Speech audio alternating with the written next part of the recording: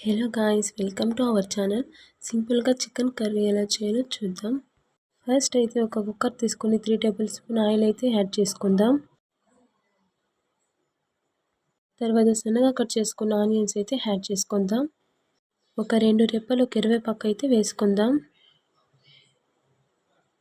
కాస్త బ్రౌన్గా colour change అయ్యే వరకు మిక్స్ చేసుకోవాలి.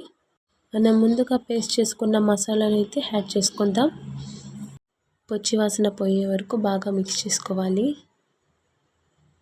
1 teaspoon chilli powder add చేసుకోండి. కాస్త పసుపు, 1 టేబుల్ స్పూన్ ధనియా పౌడర్, మనం కడిగి పెట్టుకున్న 1 కేజీ చికెన్ యాడ్ చేసుకుందాం. తగినంత ఉప్పు, బాగా మిక్స్ చేసుకొని కాసేపు ప్లేట్ మూసేయండి. చూడండి, కాస్త కలర్ చేంజ్ అయింది. తగినంత వాటర్ పోసుకుందాం. ఒక 5-3 మినిట్స్ అలానే ఉంచి మూత పెట్టేసుకోండి. 1 విజిల్ అయితే చాలు. చూడండి ఎలా వచ్చిందో, కాసేపు ఇలానే ఉడకనిద్దాం.